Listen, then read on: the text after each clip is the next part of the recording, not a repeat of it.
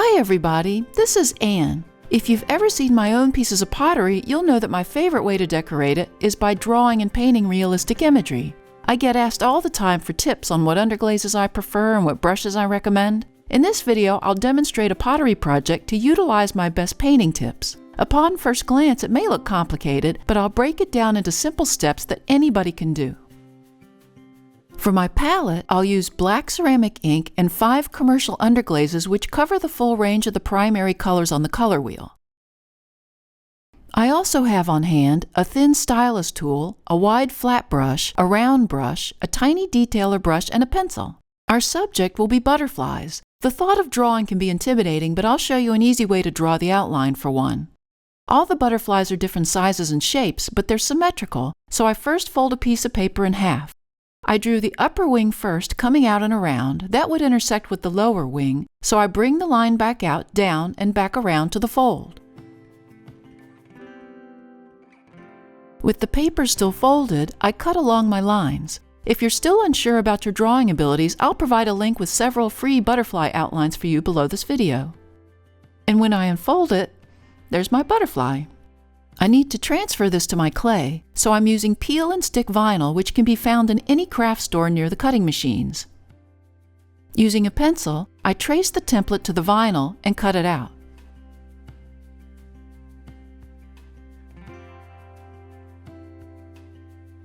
You can see that I designed several different wing positions for variety.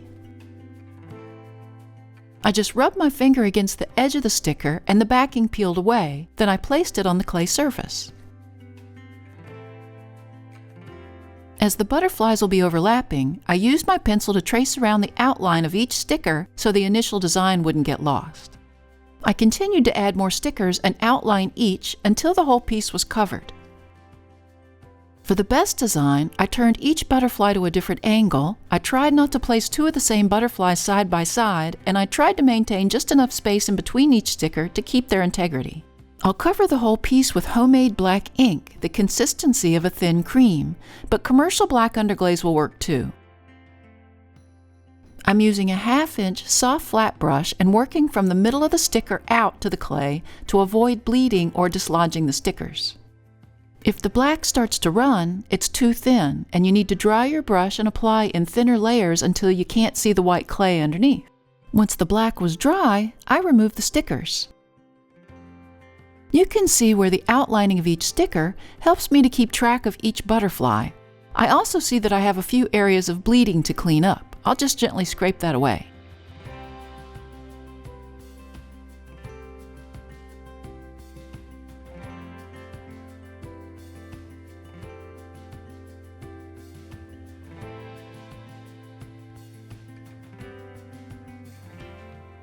For my palette, on the red side, I'm using Amico Velvet Blush and Bright Red. On the yellow side of the color wheel, I'm using Amico Intense Yellow. On the light blue side, I'll use Amico Baby Blue, and for the darker blue side, I'll use Electric Blue. To make this easier for you to see, I drew a large butterfly on a tile which I'll demonstrate on. First, I separated the butterfly into sections by outlining his body.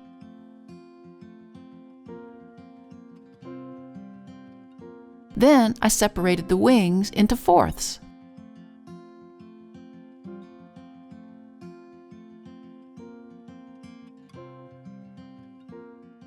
If you look closely, the butterfly wings have veining, so I'll draw those in starting with an oblong circle along the body on both top wings. Then, I just connect the oblong circle to the outer outline at various places around the top wing. I mirrored that on the other top wing.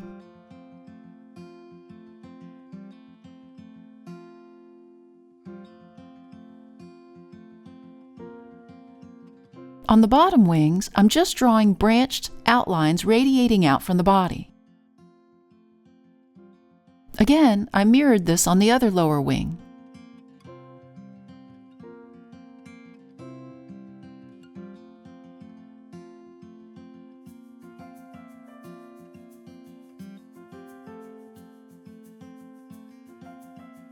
The next tool I'll be using is a small ball stylus.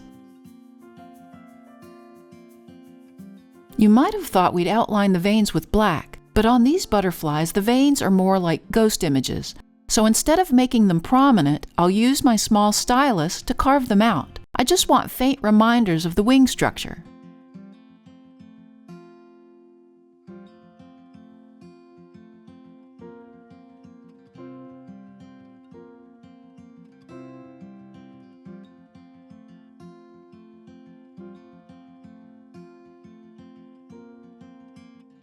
Now let's start painting. I'm going to use my medium round brush to give this butterfly a base coat of the baby blue in all areas but the center body. The Amico baby blue has a whitening opaque agent in it like gouache paints that interact with all layers that you apply on top of it.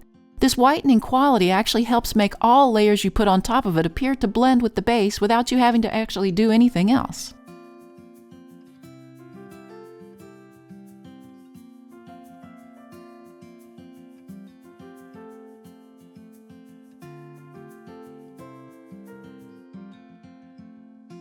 Now I'm going to give the wings some shading. I place some of the baby blue on the palette and mix just a dab of the electric blue to it. You can see how powerful that color is. I loaded it onto my round brush, then laid the brush down first along the edge of each wing, then along the outline of the body. It will dry and just leave a shade of a darker color.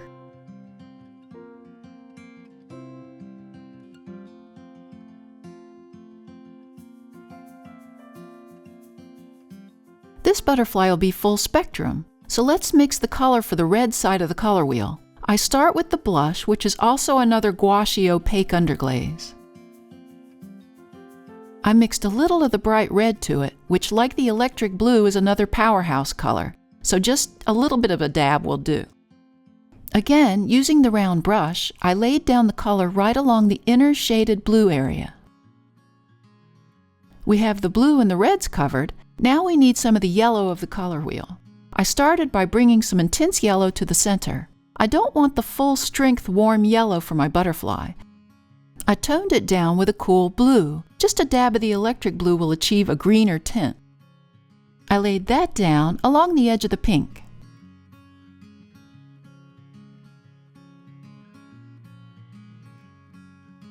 The wings of the butterfly have a fibery texture to them, so to achieve a little of that texture, I'll use my fingernail detailer brush to apply thin little lines of the black.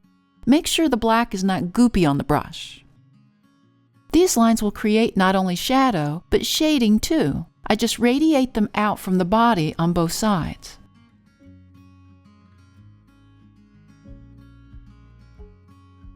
Then I do the same thing, radiating inward from the wings to the center. As the black dries, the opaque white from the blue base layer will fade the black and make it appear to blend.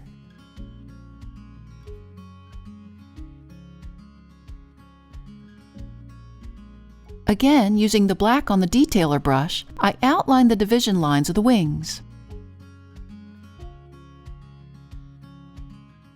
As the top wings overlap the bottom wings, I'll add a few extra lines for shading, starting along where the body and the wings connect. This will start to give the butterfly dimension.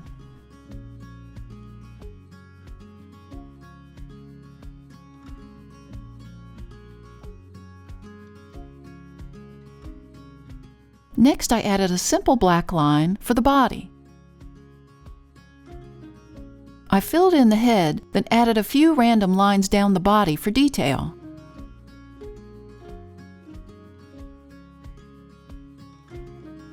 I then added the bottom tail.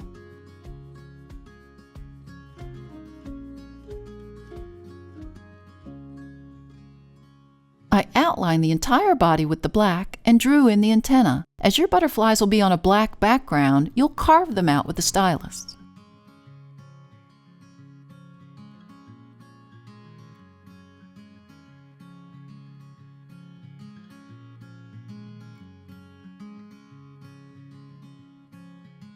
This butterfly has a prominent white border, so I'll carve that out just on the inside of this border. The little bit of white will add a little highlight to your muted colors.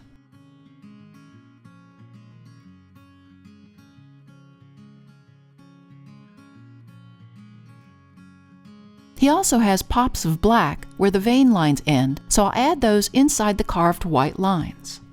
He has the same white border around the body, so I'll add that too.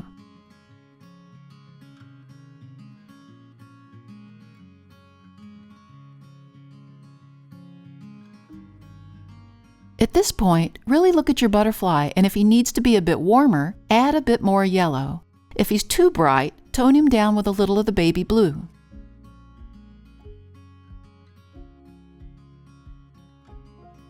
Now here's my little guy. They'll all look different. Note that you can still see the veining under the colors, but you want your viewer to have to pick up the piece and examine it to appreciate the details you added. Here's a vase I made earlier with all the butterflies. The black background definitely makes the butterflies stand out. Note that the butterflies with retracted wings will have more prominent shading where the top wings overlap the bottom. Also remember to add heavier shading where the butterflies overlap each other.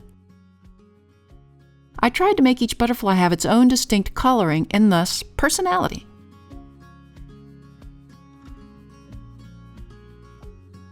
The best part of this vase is that the lid on top is actually a rattle. If you'd like to see how I made it, check out the link above. Here it is, all glazed and fired. I brushed on 3 layers of Amico clear over the entire surface, letting each layer dry in between. The glaze encased the entire design and adds a little shine to the matte opaqueness of the otherwise muted colors. I hope you have fun painting along. Thanks to the newest members of our Little Street Pottery Research Facility team. If you'd like to join the team and earn a title, click on the Super Thanks button or the link to buy me a coffee. It also really helps us out if you hit that like button and subscribe to our channel. See you next time in the studio.